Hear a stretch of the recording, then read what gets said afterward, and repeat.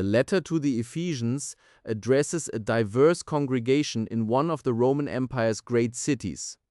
Paul has already traced the cosmic scope of God's redemptive purpose when at the opening of the 4th chapter he turns to the practical life of the community. The call to unity, humility, and mutual love.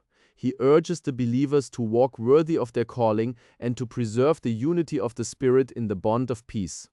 To ground this summons, he offers the theological foundation that underlies all Christian community. The verse reads, "There is one body and one Spirit, just as you were called to one hope when you were called, one Lord, one faith, one baptism, one God and Father of all, who is over all and through all and in all." 7 times the word one sounds. And those 7 unities are not rhetorical decoration. They are the pillars on which the call to communal peace rests. The structure of the passage demands careful attention. 3 pairs of one build toward a climactic 7th, one God and Father of all. It is precisely this architecture that an honest text-based reading cannot pass over. The passage distributes its 3 great subjects with studied precision. There is one Spirit, one Lord, and then named last as the summit, one God and Father of all. These 3 are listed, but they are not identified with one another. The text never says that these 3 together constitute one God. On the contrary, the title God is withheld from both Spirit and Lord and is given solely to the Father. The Greek phrase eis theos kai pater panton, one God and Father of all, applies to the Father alone, and the qualifications that follow, who is over all and through all and in all, attribute to the Father a sovereignty that encompasses everything, including the Lord himself. The one Lord of verse 5 refers unmistakably to Jesus Christ among the early believers. Lord was the title by which they confessed Jesus as the one exalted to God's right hand. Yet Paul, writing to this same community, reserves the name God for the Father. He is not confused, and the distinction is not accidental. The Father stands as the one God, source and sovereign of all. The Lord Jesus stands as his commissioned mediator and representative, appointed and exalted by the Father's own decree. This reading gains its full force when set beside Paul's nearly identical formulation in his first letter to Corinth. There he writes that for believers there is one God, the Father, from whom all things came and for whom they live, and one Lord Jesus Christ, through whom all things came and through whom they live. The parallelism is exact. God and Lord stand side by side but are carefully distinguished. The Father is the origin and goal of all things. The Lord Jesus is the commissioned agent through whom God's purpose unfolds.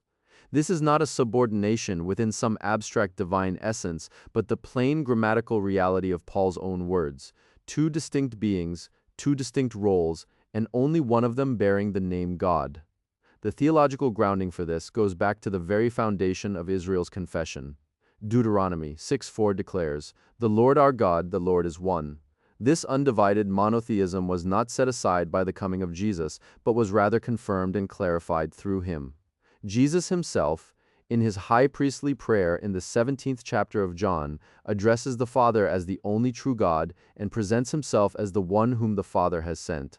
Sender and sent, God and mediator, are 2 and not 1, and Paul's language in Ephesians reflects exactly this relationship.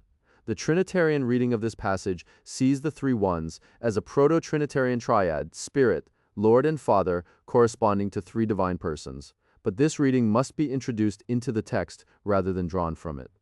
Paul does not say that 3 persons share one divine nature. He says there is one God, and that God is the Father. To identify the Lord Jesus with this God and Father requires a framework that the words themselves do not supply. The very fact that the text names one Lord and then, separately, one God as 2 successive and distinct unities works against any identification. If they were the same being, naming them apart would produce confusion rather than clarity. The description applied exclusively to the Father, over all and through all and in all, signals an absolute and unshared primacy. No comparable language is given to the Lord.